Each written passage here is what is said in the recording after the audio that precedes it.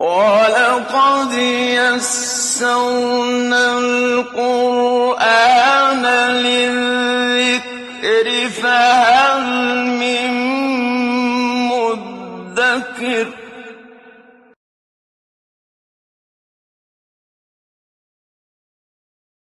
الحمد لله وكفى والصلاة والسلام على عباده الذين اصطفى خصوصا على أفضلهم وخاتم النبيين محمد الأمين وعلى آله وصحبه أجمعين. أما بعد فأعوذ بالله من الشيطان الرجيم. بسم الله الرحمن الرحيم. وَإِذَا سَمِعُوا مَا أُنزِلَ إِلَى الرَّسُولِ تَرَى أَعْيُنَهُمْ تَفِيضُ مِنَ الدَّمْعِ مِمَّا عَرَفُوا مِنَ الْحَقِّ يَقُولُونَ رَبَّنَا آمَنَّا فَاكْتُبْنَا مَعَ الشَّاهِدِينَ. صدق الله العظيم.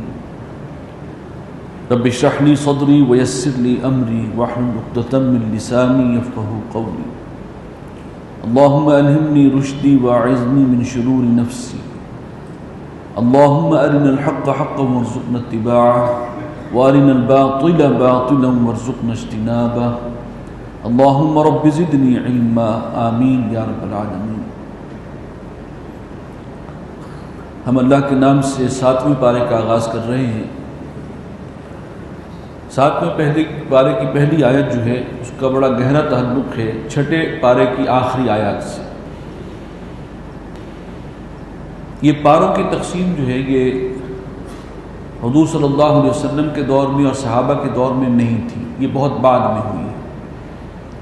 اور قرآن مجید کو 30 حصوں میں تقسیم کیا گیا. کوئی مصحف ہوگا اور اس میں صفحے گن کر جو ہے وہ تقسیم کیا گیا ہے. اس میں یہ خیال نہیں رکھا گیا کہ سورت کوئی ٹوٹتی ہے یا نہیں ٹوٹتی اور مضمون جو ہے اس کا تسلسل ہے یا نہیں ہے. بس ایک پیمانہ لے کر اور اس کے مطابق جو ہے وہ تقسیم کر دیا گیا تاکہ روزانہ ایک پارہ پڑھ کر ایک مسلمان ایک مہینے میں قرآن مجید کی تلاوت مکمل کر لے. مقصد یہ تھا. چنانچہ پارہ 16واں ختم ہو گیا لیکن مضمون کا تسلسل تھا. پارہ جو ہم نے ختم کیا وہ 6 ہے اور 7واں شروع کر رہے ہیں. 6 پارے کے آخر میں ہم نے پڑھا تھا کہ مسلمانوں سے دشمنی کے حوالے سے مسلمانوں کے ساتھ دشمنی میں سب سے آگے یہود ہیں اور ان کے ساتھ اس کے بعد ہیں مشرکین، ہنود کہہ لیجیے آج کی اصطلاح میں.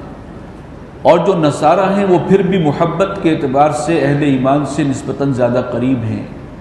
ان میں بڑے اللہ والے بھی ہیں اور رہبان ہیں، درویش ہیں، اور ان کے اندر تواضع ہے، تکبر نہیں ہے. ان کے اندر کچھ ایسے لوگ موجود ہیں.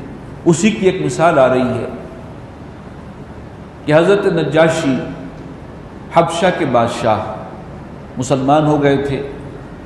جب سن 5 نبوی میں کچھ مسلمانوں نے ہجرت کی حبشہ کی طرف حضور صلی اللہ علیہ وسلم کی اجازت سے، اور وہاں پر پھر نجاشی کے سامنے معاملہ پیش ہوا، انہیں قرآن سنایا گیا، وہ ایمان لے آئے.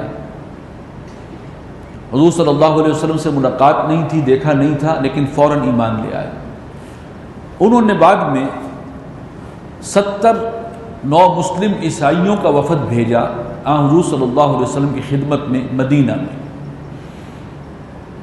وہ بات ہجرت کی جو ہے وہ مکی دور کی ہے، لیکن مدنی دور میں انہوں نے حضور صلی اللہ علیہ وسلم کی طرف کچھ تحفے تحائف بھی بھیجے اور 70 افراد کا ایک وفد بھیجا جو عیسائی تھے اور اب مسلمان ہو گئے تھے. ان کا ذکر ہو رہا ہے.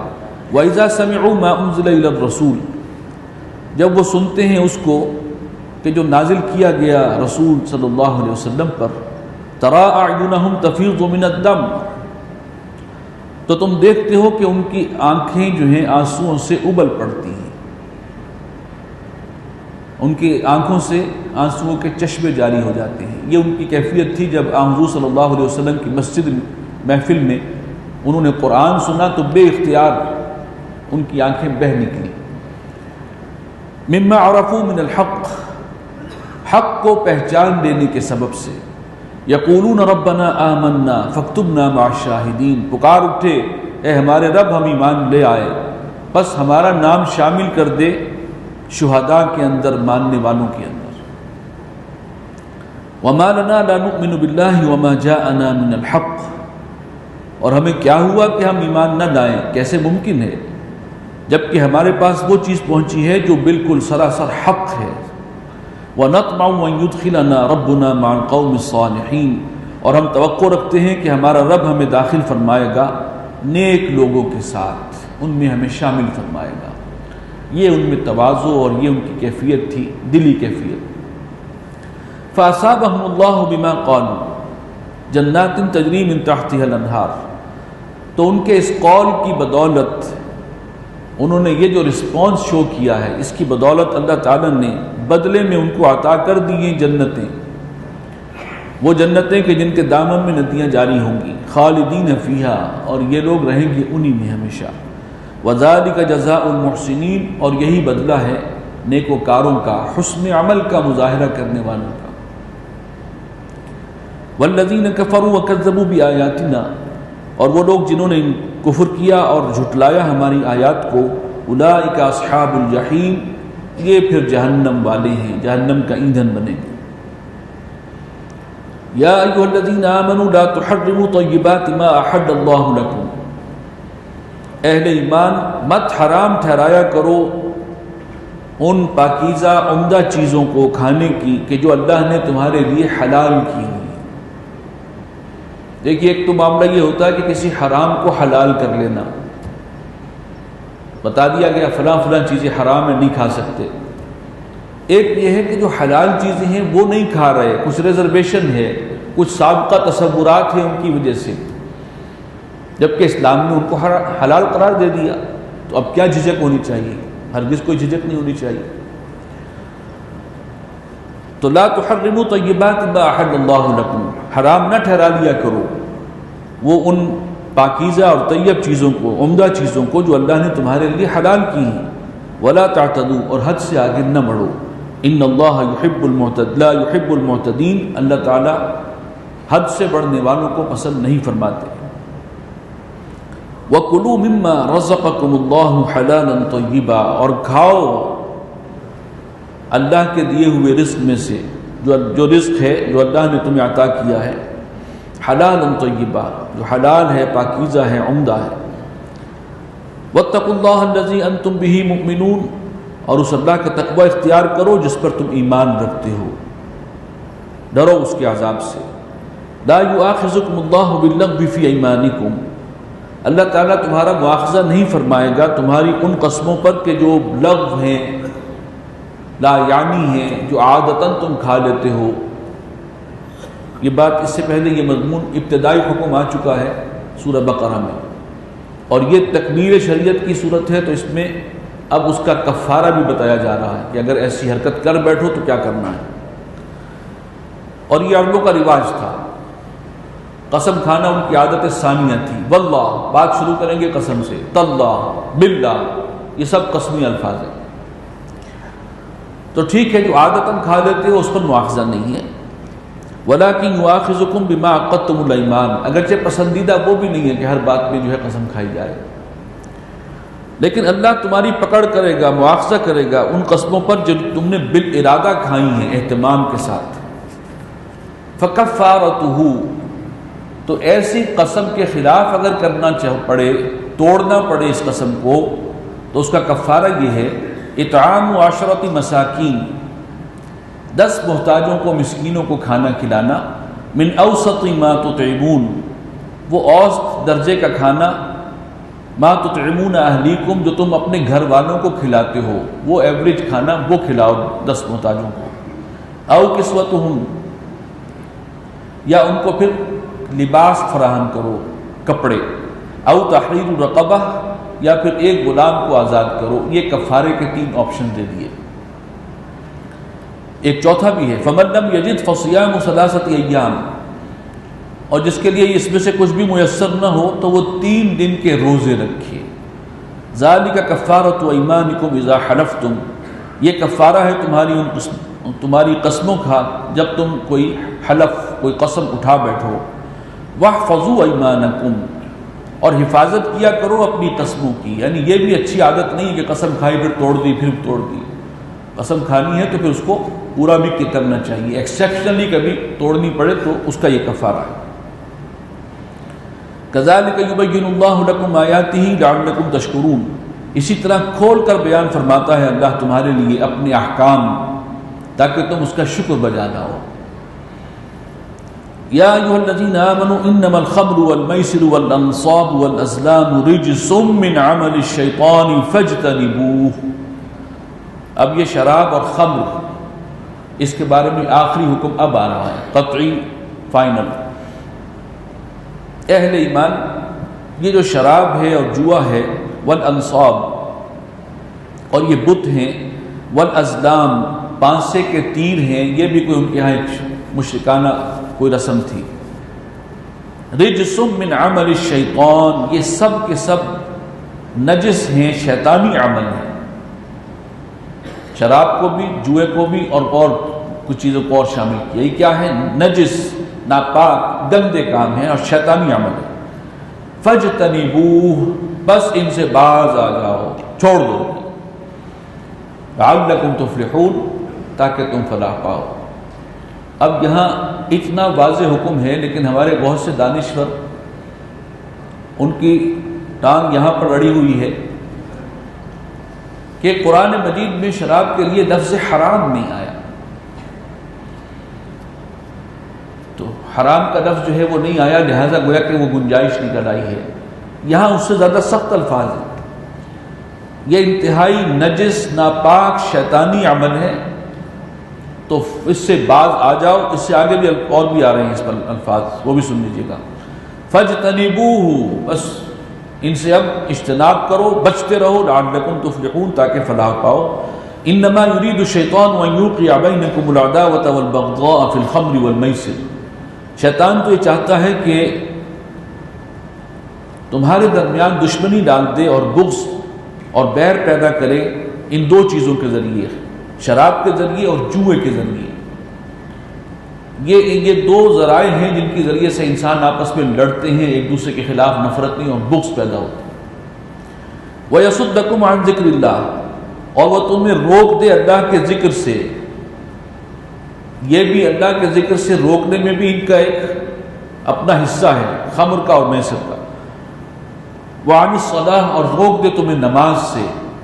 فَهَلْ أَنْتُمْ مُنْتَهُونَ، اب اس میں بڑا ہی ڈانٹ کا انداز ہے، باز آتے ہو کہ نہیں؟ یعنی اب اس کے بعد بھی کوئی گنجائش ہے، لیکن باہر کہ جس کے دماغ میں ٹیڑھ ہو وہ کہیں نہ کہیں سے اپنے لیے رستہ نکالتا ہے. وَأَطِيعُوا اللَّهَ وَأَطِيعُوا الرَّسُولَ، اور اطاعت کرو اللہ کی اور اطاعت کرو رسول کی. وَاحْذَرُوا، اور محتاط رہو، بچتے رہو. فَإِن تَوَلَّيْتُمْ فَاعْلَمُوا أَنَّمَا عَلَىٰ رَسُولِنَا الْبَلَاغُ الْمُبِينُ، اگر تم اطاعت سے روگردانی کرو گے، منہ موڑو گے، تو اللہ کا کچھ نہیں بگاڑتے، بلکہ جان لو کہ ہمارے رسول کے ذمے تو صاف صاف پہنچا دینا ہے. نقصان تمہارا اپنا ہے اگر تم نے اطاعت میں روگردانی کی. لَيْسَ عَلَى الَّذِينَ آمَنُوا وَعَمِلُوا الصَّالِحَاتِ جُنَاحٌ فِيمَا طُعِمُوا، وہ لوگ کہ جو ایمان لائے جنہوں نے نیک عمل کیے ہیں ان پر کوئی گناہ نہیں ہے ان چیزوں میں کہ جو وہ کھا پی چکے اس سے پہلے. جن چیزوں کی حرمت پہلے نہیں آئی تھی، یا شراب کی آخری حرمت اب آئی ہے، اب فائنلی منع کر دیا گیا. اس سے پہلے جو ہے صرف اشاروں میں بات کی گئی تھی، تو اس میں اگر اس وقت کسی نے شراب پی لی یا حرام کھا لیا تو اس میں کوئی گناہ نہیں ہے، کوئی حرج نہیں ہے، وہ چیزیں اللہ کے یہاں معاف ہیں. اذا متقوا وآمنوا وعملوا الصالحات، جبکہ انہوں نے تقوی کی روش اختیار کی اور ایمان لائے اور نیک عمل کیے. جب اس روش پر انسان کاربند ہے تو اللہ تعالیٰ معاف کر دے گا.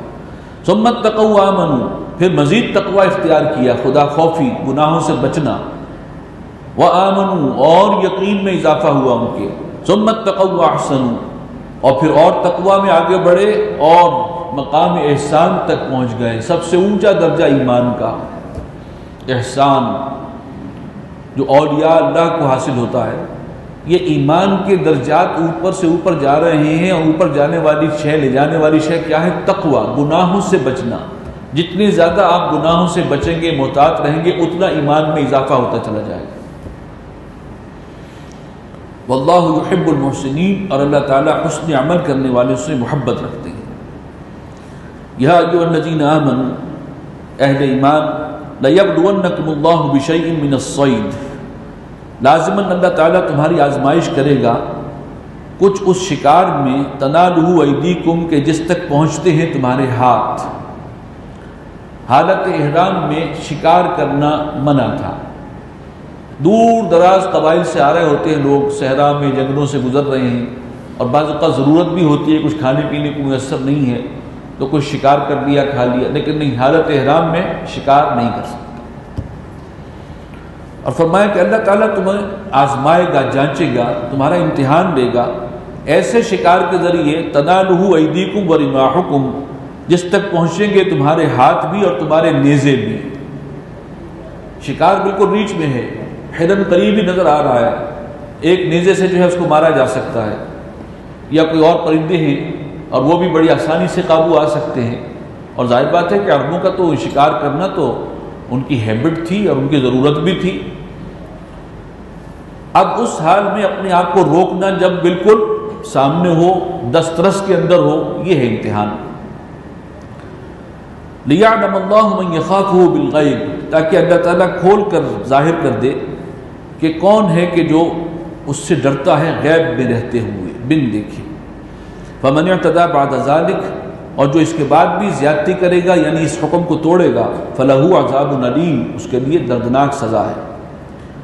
یا ایھا الذین آمنوا لا تقتلوا الصید وانتم حرم، اہل ایمان، شکار مت مارو اس حال میں کہ تم حالت احرام میں ہو، اجازت نہیں ہے۔ ومن قتلہ منکم متعمدا، اور جو کوئی جان بوجھ کر کسی شکار کو مارے گا، متعمدا، فجزاء مثل ما قتل من النعم، تو اس پر بدلہ ہے اس کے مارے ہوئے کے برابر مویشیوں میں سے۔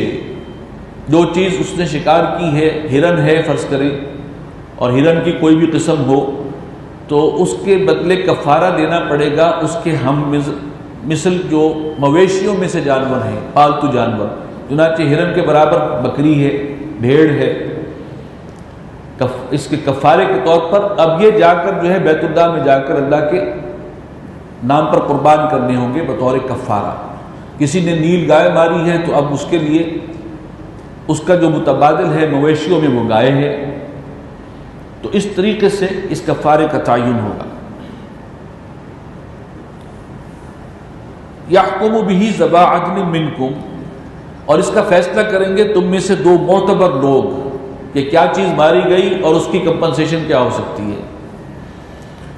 بالغ الہدیم بالغ الکعبہ، اور اب وہ جانور جو ہے جو طے ہو گیا کہ اب یہ ہدی کا جانور ہے اور یہ پہنچایا جائے گا کعبہ تک، وہاں جا کر اللہ کے نام پر اسے ذبح کیا جائے۔ او کفارۃ طعام مساکین، یا پھر کفارہ ہے چند محتاجوں کو کھانا کھلانا۔ او عدل ذلک صیاما، یا اس کے برابر اس کے مثل روزے رکھنا۔ لیذوق وبال امرہ، تاکہ وہ چکھے اپنے کیے کی سزا۔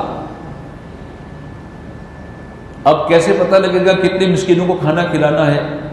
تو اس کے لیے علماء نے یہ بتایا کہ جس جانور کو اس کفارے کے طور پر طے کیا گیا تھا، مثلا بکری جو ہے اب کفارے میں دینی ہے، بکری تو میسر نہیں آئی، اتنی مالیت کے جو ہے وہ کھانا مسکینوں کو کھلا دیا جائے، تقسیم کر دیا جائے، اس طریقے سے اس کی کمپنسیشن ہو جاتی ہے۔ عفا اللہ عما سلف، اللہ معاف کر چکا جو اس سے پہلے ہو گیا، اس حکم کے آنے سے پہلے کسی نے کیا تھا وہ معاف ہے۔ ومن عاد فینتقم اللہ منہ، اور جو اب اس کا اعادہ کرے گا تو اللہ اس سے انتقام لے گا۔ بڑے سخت الفاظ ہیں۔ واللہ عزیز ذو انتقام، اللہ غالب ہے، زبردست ہے، انتقام لینے والا ہے۔ احل لکم صید البحر، تمہارے لیے حلال کیا گیا ہے سمندر کا شکار۔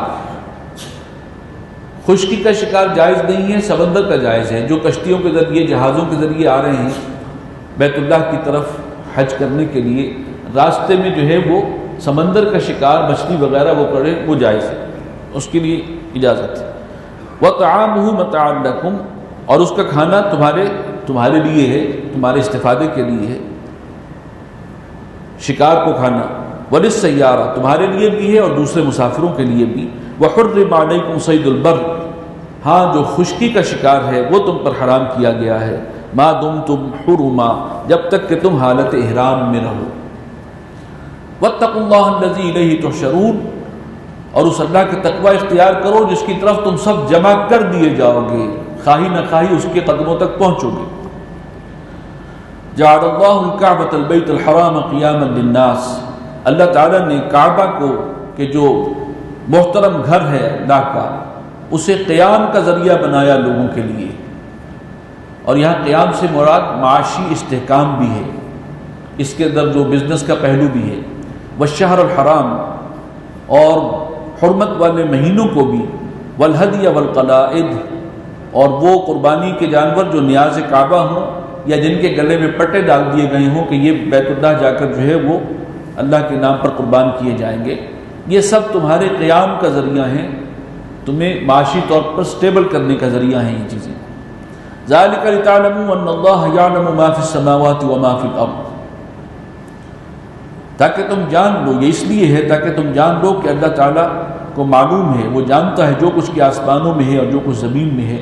وَأَنَّ اللَّهَ بِكُلِّ شَيْءٍ عَلِيمٌ، اور اللہ ہر چیز کا جاننے والا ہے۔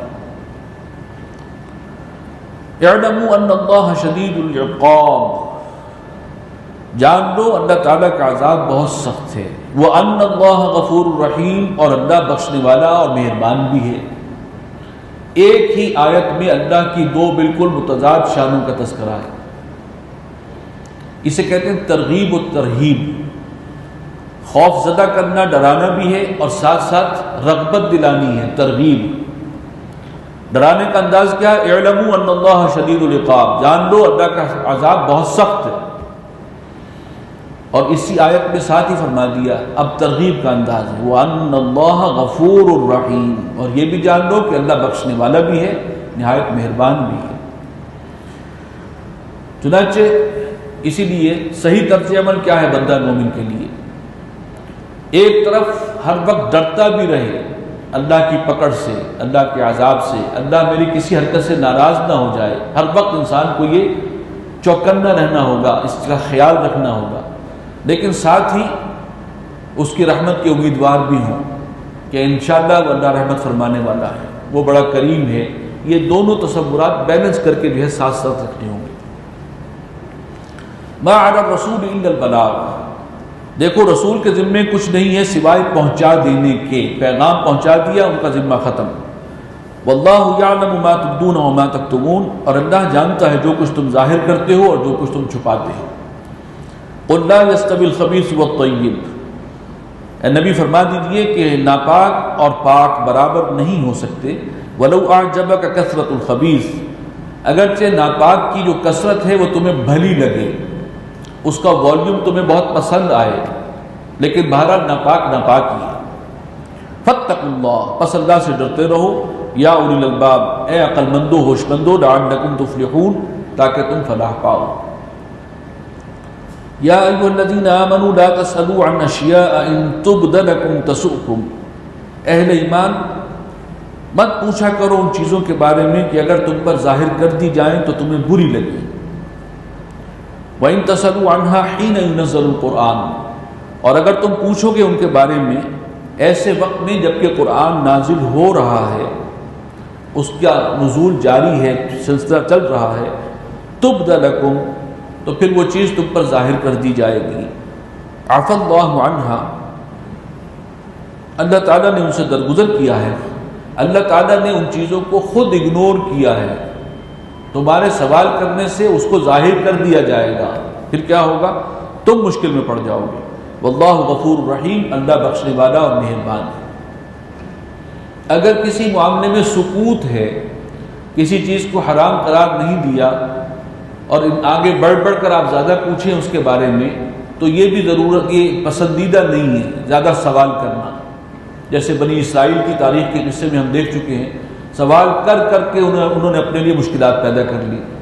گائے ذبح کرو ایک بات تھی، کیسی ہو، کیا رنگ ہو، کیا خصوصیات ہوں، کیا اوصاف ہوں، اب وہ کرتے کرتے اپنے لیے مشکلات پیدا کر رہے ہیں۔ کسی شے کو اگر اللہ نے کسی پر جو ہے وہ کوئی حکم صادر نہیں فرمایا، اس میں بھی کوئی نہ کوئی حکمت ہے، کہیں گنجائش جو ہے اس کے لیے چھوڑی ہے۔ تم پوچھو گے تو ہو سکتا ہے کہ پھر تم پر بندش لگ جائے۔ حضور صلی اللہ علیہ وسلم سے ایک شخص نے پوچھا کہ کیا حج جو ہے وہ ہر سال فرض ہے؟ یہ تو معلوم ہے کہ حج فرض ہے، کیا ہر سال فرض ہے؟ تو آپ نے منہ پھیر لیا، پسند نہیں کیا۔ اس نے پھر سوال کیا تو آپ نے فرمایا کہ اگر میں کہہ دوں کہ ہاں ہر سال فرض ہے تو تم پر ہر سال فرض ہو جائے گا۔ جب اس کے اندر گنجائش رکھی ہوئی ہے تو تم کیوں اس طریقے سے جو ہے وہ آگے بڑھ بڑھ کے یہ پوچھ رہے ہو؟ تو جب شریعت کا نزول ہو رہا ہے تو اس حال میں زیادہ سوال کرنا پسندیدہ نہیں ہے۔ اللہ کو معلوم ہے جو چیز اس نے ظاہر کرنی ہے اور جو گنجائشیں تمہارے لیے چھوڑنی ہے۔ قد سألها قوم من قبلکم، ایک قوم جو تم سے پہلے تھی وہ ایسے سوال پوچھ چکی ہے، وہ یہود کا ذکر ہو رہا ہے۔ ثم اصبحوا بها کافرین، اور پھر ہو گئے وہ منکر، جب حکم آ جاتا تھا تو پھر عمل نہیں کرتے تھے۔ ما جعل اللہ من بحیرۃ ولا سائبۃ ولا وصیلۃ ولا حام ولکن الذین کفروا یفترون علی اللہ الکذب، اللہ تعالیٰ نے تو مقرر نہیں کیا نہ بحیرہ، نہ سائبہ، نہ وصیلہ اور نہ حام۔ اب یہ ان کے مشرکانہ کچھ رسومات تھی، توہمات تھے کہ یہ فلاں اونٹ ہے، اس کو اللہ کے نام پر چھوڑ دیا گیا، اور یہ فلاں اونٹنی ہے، اس نے مسلسل مادہ بچے جنے ہیں، فیمیل اتنے ہو گئے ہیں، اب یہ فلاں بت کے نام پر چھوڑ دی جائے گی، اب اس کا نہ کوئی گوشت کھا سکتا ہے، نہ اس سے کوئی فائدہ اٹھا سکتا ہے، نہ دودھ پی سکتا ہے۔ تو بہت ساری چیزیں انہوں نے اپنے اوپر جو ہے وہ خام خواہ کسی بنیاد کے بغیر ہی خود ساختہ شیطانی تصورات کے تحت حرام کر رکھی تھی۔ تو اللہ نے تو یہ چیزیں تم پر مسلط نہیں کی۔ وَلَكِنَّ الَّذِينَ كَفَرُوا يَفْتَرُونَ عَلَى اللَّهِ الْكَذِبَ، لیکن یہ لوگ ہیں جو جنہوں نے کفر کیا وہ اللہ پر افطرا باندھتے ہیں، جھوٹی بات اللہ کی طرف منسوب کرتے ہیں، اپنی طرف سے یہ سارے تصورات گھڑ کے اور منسوب کر دیتے ہیں اللہ اسی میں خوش ہے، اللہ کی رضا اس میں ہے۔ یہ ہے اصل میں جو شیطان انسان کو بہکاتا ہے اور شرک کے رستے کے اوپر لگا دیتا ہے۔ وَأَكْثَرُهُمْ لَا يَعْقِلُونَ، اور ان میں سے اکثر عقل سے بے بہرا ہیں۔ وَإِذَا قِيلَ لَهُمْ تَعَالَوْا إِلَىٰ مَا أَنزَلَ اللَّهُ، اور جب ان سے کہا جاتا ہے کہ آؤ اللہ کی طرف، اس چیز کی طرف کہ جو اللہ نے نازل فرمائی ہے، وَإِلَى الرَّسُولِ، اور آؤ رسول کی طرف، قَالُوا حَسْبُنَا مَا وَجَدْنَا عَلَيْهِ آبَاءَنَا، تو کہتے ہیں کہ ہمارے لیے وہی کافی ہے، اسی رستے پر ہم چلیں گے جس پر ہم نے پایا اپنے آباء و اجداد کو، ہم کچھ سننے کے لیے تیار نہیں ہیں۔ اولو کان آباؤہم لا یعلمون شیئا ولا یہتدون، تو کیا بھلا اگر ان کے آباء و اجداد جن کا وہ ذکر کر رہے ہیں لا یعلمون شیئا، کچھ بھی علم نہ رکھتے ہوں، ولا یہتدون، اور انہیں سیدھے رستے کی ہدایت بھی نہ ملی ہو، تو پھر بھی اندھے بہرے ہو کر انہی کے رستے پر چلو گے۔ یا ایھا الذین آمنوا علیکم انفسکم، اہل ایمان تم پر اصل ذمہ داری اپنی ہے۔ لا یضرکم من ضل اذا اہتدیتم، یہ بہت ہر مسلمان کے لیے چونکا دینے والا مقام ہے۔ فکر اپنی کرو سب سے پہلے، تمہارا سب سے بڑا مسئلہ ہے اپنے آپ کو جہنم کی آگ سے بچانا، آخرت کی ناکامی سے بچانے کے لیے ساری توجہ اصل میں تمہاری اپنی طرف ہونی چاہیے۔ پہلی فکر اپنی ہے، بعد میں دوسروں کی۔ لا یضرکم من ضل اذا اہتدیتم، تمہارا کچھ نہیں بگاڑ سکے گا، کسی کی گمراہی جو ہے تمہارا کچھ بگاڑ نہیں سکتی جب تم خود ہدایت کے راستے پر ہو۔ یہ الگ بات ہے کہ دعوت اور تبلیغ وہ اپنی جگہ ذمہ داریاں ہیں، لیکن وہ اس کے بعد ہے۔ سب سے پہلی فکر انسان کو اپنی کرنی ہے۔ سورہ تحریم میں یہ بات آئی ہے کہ یا ایھا الذین آمنوا قوا انفسکم واہلیکم نارا، اہل ایمان بچاؤ اپنے آپ کو اور اپنی اولاد کو جہنم کی آگ سے، یہ فرسٹ پرائرٹیز ہے۔ زندگی میں جو ہے ترجیحات طے کر لو، اور اس کے لیے اللہ تعالیٰ نے یہ آپ کو دی ہے ترجیحات کی فہرست۔ الی اللہ مرجعکم جمیعا، تم سب کا لوٹنا اللہ ہی کی طرف ہے، اسی کے حضور حاضری ہونی ہے۔ فَيُنَبِّئُكُم بِمَا كُنتُمْ تَعْمَلُونَ، اور پھر وہ جتلا دے گا جو عمل بھی تم کر کے آئے۔ یا ایھا الذین آمنوا شہادۃ بینکم، اہل ایمان تمہارے درمیان گواہی شہادت، اذا حضر احدکم الموت، جب تم میں سے کسی کی موت کا وقت آ جائے، حین الوصیۃ اثنان ذوی عدل منکم، اور وصیت کے وقت دو شخص معتبر ہونے چاہیے تم میں سے، او آخران من غیرکم، یا کوئی دو ہوں جو تمہارے علاوہ بھی ہو سکتے ہیں، یعنی تم میں سے ہوں یعنی مسلمان ہوں، اور مسلمان میسر نہیں ہے تو غیر مسلم بھی ہو سکتا ہے۔ ان انتم ضربتم فی الارض، اس صورت میں کہ تم نکلے ہو زمین میں سفر کے لیے، فاصابتکم مصیبت الموت، اور پھر تمہیں مصیبت آ گئی، وہاں موت کی مصیبت، موت آ پہنچی۔ اب یہ پوری آیت کا جو مفہوم ہے کہ کوئی شخص نکلا ہوا ہے سفر پر اور باہر ہی تھا کہیں کسی ملک میں، اور موت کا وقت آ گیا، اس کے پاس کچھ ساز و سامان بھی ہے، وراثت کا قانون تو آ چکا ہے لیکن اس کو وصیت کا بھی حق ہے، اور اس کے پاس ساز و سامان ہے، وہ کیا ہے، کیسے کرے گا؟ تو فرمایا کہ پھر دو افراد مسلمانوں میں سے کوئی مل جائیں تو ان کو گواہ بنا لو، یا دو جو ہیں اگر نہ ملے مسلمان تو غیر مسلم ہوں، کوئی معتبر ہوں، اور ان کو جو ہے جو وصیت ہے وہ لکھ دی جائے، لکھ کر ان کے حوالے کر دی جائے۔ تحبسونہما من بعد الصلاۃ، اب وہ افراد جب آئیں گے اس شخص کا پیغام لے کر، اور اس کے گھر والوں کو اگر شک ہو جائے کہ جو ہمارا بندہ جو وہاں پر باہر جس کا انتقال ہو گیا، اس کے ساز و سامان میں تو اور بھی بہت کچھ تھا، یہ تو بہت تھوڑا سا سامان لے کر آئے ہیں، کہ کہیں ڈنڈی تو نہیں مار دی انہوں نے، تو پھر اس کا کیا علاج ہے؟ تحبسونہما من بعد الصلاۃ، ان دونوں کو، وہ جنہوں نے وصیت سنی تھی اس کی، ان کو روکو کسی نماز کے بعد، فیقسمان باللہ، اور دونوں قسم کھائیں اللہ کی، ان ارتبتم، اگر تمہیں شبہ ہو کہ یہ ڈنڈی مار رہے ہیں، تب ان کے ساتھ ہی کرنا ہے کہ ان کو کھڑا کرو اور وہ قسم کھا کر کہیں کہ لا نشتری بہ ثمنا ولو کان ذا قربی، کہ ہم اس قسم کے بدلے کوئی قیمت قبول نہیں کریں گے چاہے کسی کی ہم سے قرابت داری ہو، رشتہ داری ہو، ولا نکتم شہادت اللہ، اور ہم اللہ کی گواہی کو نہیں چھپائیں گے، انا اذا لمن الآثمین، اور اگر ہم نے کوئی غلط بیانی کی ہے اور اس کی وصیت کے اندر اس کا جو مال تھا اس کے اندر کوئی ڈنڈی ماری ہے تو بے شک پھر ہم گناہگار ثابت ہوں گے۔ فَإِنْ عُثِرَ عَلَىٰ أَنَّهُمَا اسْتَحَقَّا إِثْمًا، اور پھر اگر کوئی چیز وارثین پر یہ بات ظاہر ہو گئی، کوئی نہ کوئی انڈیکیشن انہیں مل گئی کہ یہ جو دونوں آئے ہیں اس مرحوم کا مال لے کر اور وصیت لے کر انہوں نے کچھ حق دبا دیا ہے، کہیں ڈنڈی ماری ہے، فآخران یقومان مقامہما، تو اب ان کے دونوں کے مقابلے میں کوئی دو اور گواہ کھڑے ہو جائیں، من الذین استحق علیہم الاولیان، اور یہ کن میں سے ہوں گے؟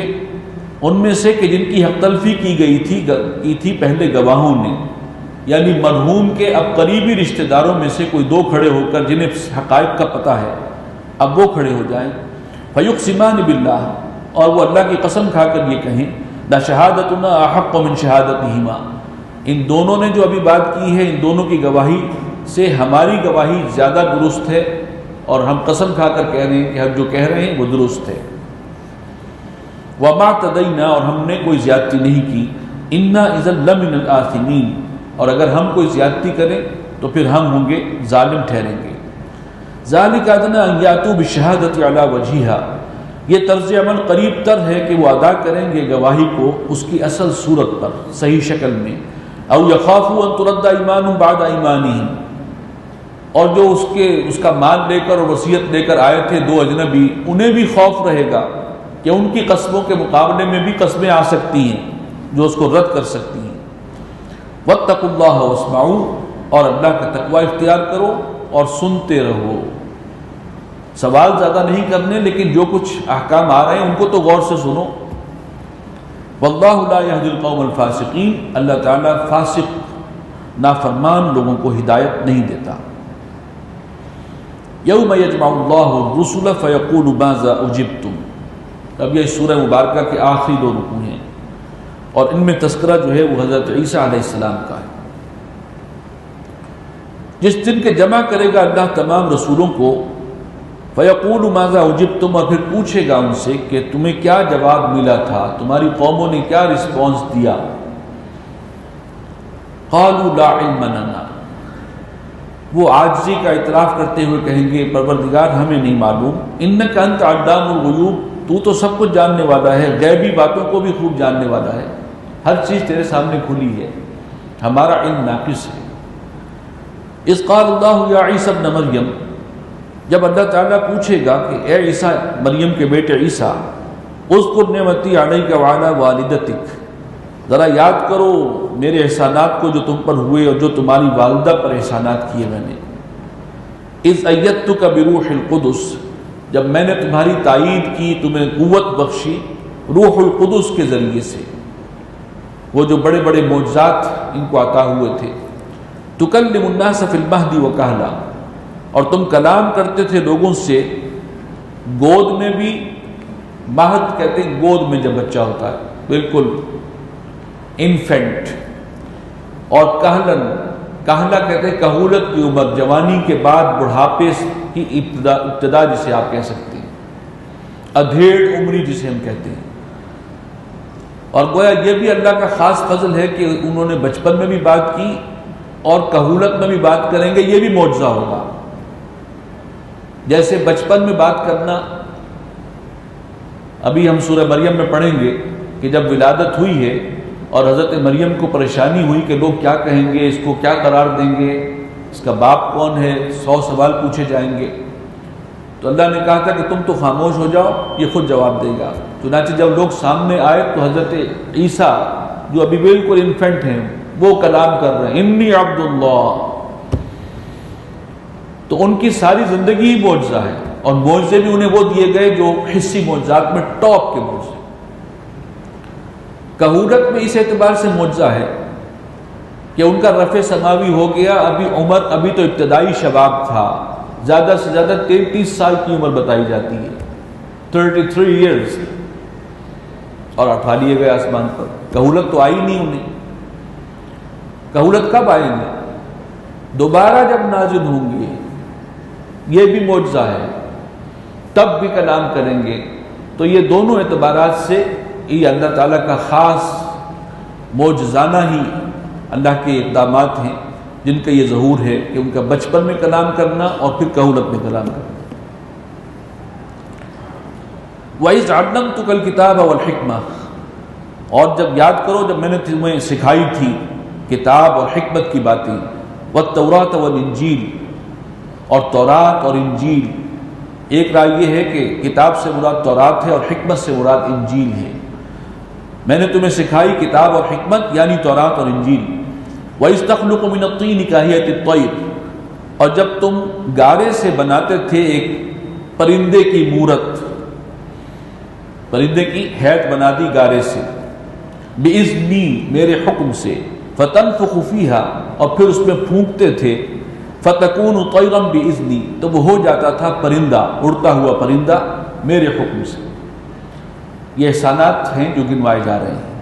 وَتُبْرِئُ الْأَكْمَحَ وَالْأَبْرَصَ بِإِذْنِي، اور تم بھلا چنگا کر دیتے تھے مادرزاد اندھے کو بھی، یعنی جو پیدائشی اندھا ہے، آنکھوں پر ہاتھ پھیرا اور بینائی واپس آ گئی، اور کوڑی کو میرے حکم سے، بِإِذْنِي، اس کو بھی ٹھیک ٹھاک کر دیتے تھے، بھلا چنگا بنا دیتے تھے میرے حکم سے۔ وَإِذْ تُخْرِجُ الْمَوْتَى بِإِذْنِي، اور جب تم مردہ کو زندہ کر کے کھڑا کر دیتے تھے میرے حکم سے، قُمْ بِإِذْنِ اللَّهِ۔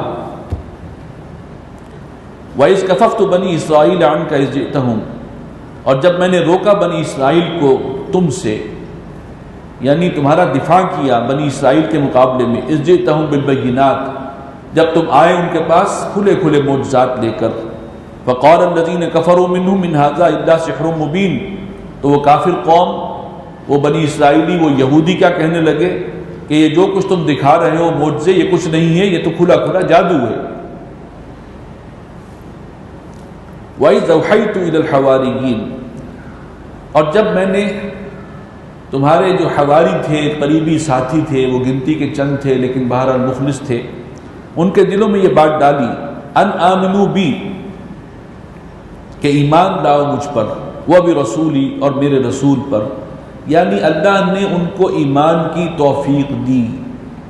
یہ چند افراد بھی چاہے ایمان لائے تھے، لیکن وہ جس کو بھی خیر، کسی شخص کو اگر خیر کرنے کا موقع ملتا ہے، کوئی نیکی کا کام، اس میں اللہ کی توفیق شامل ہوتی ہے، لہذا اس کو نظر انداز نہیں کرنا چاہیے۔ وہ ایمان تو لائے تھے لیکن وہ میری توفیق سے ایمان لائے تھے۔ قالوا آمنا، چنانچہ انہوں نے کہا ہم ایمان لے آئے، واشہد باننا مسلمون، اور گواہ رہنا کہ ہم ہیں فرما برداروں میں سے۔ یہ سارے احسانات اللہ نے جتائے ہیں، ابھی گفتگو چل رہی ہے۔ اذ قال الحواریون، اور اس واقعے کو بھی یاد کرو جب تمہارے حواریین نے یہ کہا تھا، یا عیسیٰ ابن مریم هل یستطیع ربک، اے عیسیٰ ابن مریم کیا تمہارا رب اس بات کی طاقت رکھتا ہے، استطاعت رکھتا ہے، ان ينزل علینا مائدۃ من السماء، کہ ہم پر نازل کر دے آسمان سے ایک خوان نعمت، دسترخوان جس میں انواع و اقسام کے کھانے ہوں، طرح طرح کے کھانے ہوں۔ وہ کیا ممکن ہے کہ اللہ تعالیٰ تو ہر چیز پر قادر ہے، کیا وہ آسمان سے ہم پر کوئی خوان نعمت نازل کر سکتا ہے؟ اب یہ ایک بڑا عجیب قسم کا سوال اور مطالبہ جو ہے وہ حواریین نے کر دی۔ قال اتقوا اللہ، حضرت عیسیٰ نے فرمایا کہ اللہ سے ڈرو، ان کنتم مؤمنین، اگر تم واقعی مومن ہو۔ کس قسم کا مطالبہ کر رہے ہو؟ یہ مطالبہ ایسا کرنا جو ہے تو گستاخی کے ضمن میں آئے گا۔ قالوا نريد ان ناكل منها، کہنے لگے کہ ہم چاہتے ہیں کہ اس میں سے کھائیں، وتطمئن قلوبنا، اور ہمارے دل بھی جو ہیں وہ اطمینان پکڑیں، ہمارا ایمان میں اضافہ ہو جائے، گہرا یقین حاصل ہو جائے، ونعلم ان قد صدقتنا، اور تاکہ ہم جان لیں کہ تم نے جو کہا تھا وہ سچ کہا ہے، ونكون عليها من الشاہدین، اور ہم اس چیز کے اوپر پھر گواہ ہو جائیں گے۔ لہٰذا یہ دعا کرو اللہ سے کہ وہ ہمارے لیے ایسی شے آسمان سے نازل کر دے۔ ظاہر بات ہے ایسے وقت میں ہوں گے کہ کچھ اس وقت کھانے پینے کی بھی قلت ہوگی، تو سوچا کہ کیوں نہ براہ راست یہی اللہ سے طلب کر لیا جائے کہ آسمان سے بھی تو وہ رزق دے سکتا ہے، زمین سے دے سکتا ہے تو آسمان سے بھی اتار سکتا ہے۔ قال عیسیٰ ابن مریم اللہم ربنا انزل علینا مائدۃ من السماء، جب حواریین نے زور دیا تو حضرت عیسیٰ نے دعا کی کہ پروردگار ہمارے اوپر نازل فرما دے مائدۃ من السماء، ایک خوان، دسترخوان آسمان سے، یعنی جس میں طرح طرح کے کھانے رکھے ہوں، تکون لنا عیدا لاولنا وآخرنا، اور یہ چیز ہمارے لیے ایک عید اور تہوار کی صورت اختیار کر لے گی، خوشی کا دن، یادگار دن بن جائے گا ہمارے پہلوں کے لیے بھی اور بعد میں آنے والوں کے لیے بھی۔ یہ غیر معمولی واقعہ ہوگا۔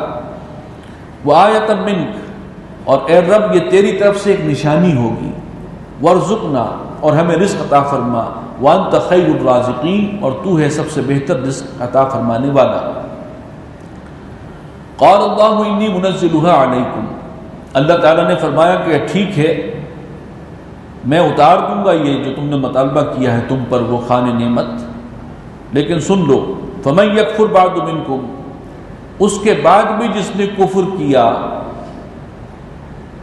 کوئی بس پیچھے قدم ہٹائے، فإنی أعذبه عذابا لا أعذبه أحدا من العالمین، تو اس کو تو پھر میں وہ سزا دوں گا جو جہان والوں میں کسی کو ایسی سزا نہ دی ہوگی۔ یعنی سخت وارننگ بھی ساتھ آ گئی، ٹھیک ہے میں اتار سکتا ہوں اور اتار دوں گا، لیکن پھر تیار رہو، اگر پھر کوئی کمی کوتاہی ان کی طرف سے ہوئی تو سخت ترین سزا کے مستحق ہوں گے۔ اب اس پر روایات میں کوئی بات واضح نہیں ہے، ایک رائے یہ ہے کہ وہ خوان نعمت اترا تھا، ایک رائے یہ ہے کہ نہیں، بلکہ حواریین خود ہی جو ہیں وہ بیک آؤٹ کر گئے کہ نہیں اگر ایسی بات ہے تو ہم مطالبہ نہیں کرتے، اپنے مطالبے سے دستبردار ہو گئے۔ اور ایک رائے یہ ہے کہ نہیں اترا بھی تھا اور بعد میں کچھ لوگوں نے ایسی سرتابی کی تو ان کی جو ہے شکلیں جو ہے مس کر دی گئی، انہیں سخت عبرتناک عذاب دیا گیا۔ کوئی اوتھینٹک بات نہیں ہے، لیکن یہ کچھ روایات ہیں، اسرائیلی روایات، واللہ اعلم۔ وَإِذْ قَالَ اللَّهُ يَا عِيسَى ابْنَ مَرْيَمَ، اور یاد کرو جب کہا اللہ نے اے عیسیٰ مریم کے بیٹے، أَأَنْتَ قُلْتَ لِلنَّاسِ اتَّخِذُونِي وَأُمِّيَ إِلَٰهَيْنِ مِن دُونِ اللَّهِ، کیا تم نے کہا تھا لوگوں سے کہ مجھے اور میری ماں کو الہ بنا لینا اللہ کے سوا، عبودیت میں الوہیت میں شامل کر لینا؟ اب یہ ظاہر بات ہے کہ اللہ تعالیٰ تو حق رکھتا ہے پوچھنے کا۔ اب یہ قیامت کے دن یہ معاملہ جو ہے اس کو درپیش ہوگا۔ قال سبحانک ما یکون لی ان اقول ما لیس لی بحق، وہ جواباً عرض کریں گے، ظاہر بات ہے کہ ڈرتے ڈرتے کہ پروردگار تو پاک ہے، میرے شایان شان نہیں، مجھے لائق نہیں، میرے لیے جائز نہیں کہ میں کوئی ایسی بات کہوں جس کا مجھے حق ہی نہیں ہے۔ یہ ممکن ہی نہیں ہے کہ میں نے ایسی کوئی بات کی ہو کہ مجھے اور میری ماں کو جو ہے وہ الوہیت میں شریک کر دینا۔ یہ چونکہ عیسائی جو ہیں اس کا دعویٰ کرتے ہیں، لہٰذا اب گویا ان کو سنانے کے لیے بتایا جا رہا۔ ان کنت قلتہ فقد علمتہ، اور اگر میں نے کوئی ایسی بات کی ہوتی تو پروردگار تیرے تو علم میں ہوتا، تو جانتا ہے۔ تعلم ما فی نفسی ولا اعلم ما فی نفسک، تو جانتا ہے کہ میرے دل میں کیا ہے، لیکن میں نہیں جانتا کہ تیرے دل میں کیا ہے، اور تو نے یہ سوال کیوں پوچھا ہے۔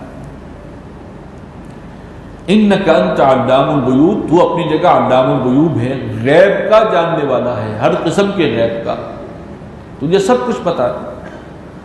ما قلت لهم الا ما امرتنی به، میں نے ان سے یہی کہا تھا سوائے اس کے اور کچھ نہیں کہا، وہی کہا جس کا تو نے مجھے حکم دیا تھا۔ ان اعبدوا اللہ ربی وربکم، میں نے قوم کو دعوت دی تھی کہ بندگی کرو اللہ کی جو میرا بھی رب ہے اور تمہارا بھی رب ہے۔ اصل حقیقت یہی ہے۔ وَكُنْتُ عَلَيْهِمْ شَهِيدًا مَا دُمْتُ فِيهِمْ، اور میں ان کے اندر گواہ تھا جب تک کہ میں ان کے درمیان موجود رہا۔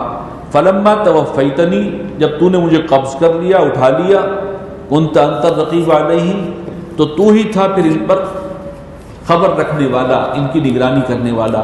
وَأَنْتَ عَلَىٰ كُلِّ شَيْءٍ شَهِيدٌ، اور یقیناً تو ہر شے پر کا گواہ ہے، باخبر ہے۔ ان تعذبهم فإنهم عبادک، پروردگار اگر تو ان کو عذاب دے گا تو بہرحال تیرے بندے ہیں، تیرا اختیار ہے۔ وَإِن تغفر لهم، اور اگر تو ان کو معاف فرما دے، فإنک انت العزیز الحکیم، تب بھی تجھے اختیار ہے، تو غالب ہے، زبردست ہے، حکمت والا ہے۔ اس جملے کے اندر یہ نہیں سمجھ میں آ رہا کہ اپنی قوم کے لیے انہوں نے سفارش کی ہے یا ان کے خلاف بات کی ہے، ایسا کچھ اعتدال رکھا ہے کہ دونوں امکانات ہیں۔ ان تعذبهم فإنهم عبادک، اگر تو انہیں سزا دے، اور جرم تو ان کو بہت بڑا ہے، وہ تیرے بندے ہیں، تجھے حق حاصل ہے سزا دینے کا۔ وَإِن تغفر لهم، لیکن اگر تو معاف کر دے تو اس کا بھی تجھے حق حاصل ہے، اس لیے کہ تو غالب ہے، تجھ سے کوئی پوچھ نہیں سکتا۔ انت العزیز الحکیم، اور حکمت والا ہے۔ قال اللہ ھذا یوم ینفع الصادقین صدقہم، اللہ تعالیٰ یہ فرمائے گا کہ یہ دن جو ہے ایسا ہے کہ اس میں سچوں کو ان کا سچ ہی نفع دے گا، فائدہ دے گا۔ جھوٹے لوگ، پٹڑی سے اترے ہوئے لوگ، ان کے لیے آج کوئی موقع نہیں ہے۔ سچوں کو ان کی سچائی کام دے گی، آج وہ دن ہے۔ لہم جنات تجری من تحتها الانہار، اور ان کے لیے باغات ہوں گے جن کے دامن میں چشمے اور ندیاں رواں ہوں گی۔ خالدین فیہا ابدا، اور وہ رہیں گے اب ہمیشہ ہمیشہ انہی کے اندر۔ یہ سچے کون ہیں؟ جو اعتقاداً اور عملاً سچے ہیں، عقیدہ بھی جن کا صحیح تھا اور عمل بھی درست تھا، ان کے لیے ہے یہ دن، اور ان کے لیے یہ جنتیں ہیں۔ رضی اللہ عنہم ورضوا عنہ، ایسے سچوں سے اللہ راضی ہو گیا اور وہ اللہ سے راضی ہو گئے۔ ذالک الفوز العظیم، یہی ہے عظیم کامیابی، اصل کامیابی یہ ہے۔ للہ ملک السماوات والارض وما فیہن، زمین و آسمان کی حکومت اور اختیار اور سلطنت سب اللہ ہی کے لیے ہے، اور جو کچھ ان کے درمیان ہے، ان کے بیچ میں ہے، وہ بھی سب اللہ کی ملکیت ہے۔ وَهُوَ عَلَىٰ كُلِّ شَيْءٍ قَدِيرٌ، اور وہ ہر چیز پر قادر ہے۔ بارک اللہ لی ولکم فی القرآن العظیم ونفعنی وإیاکم بالآیات والذکر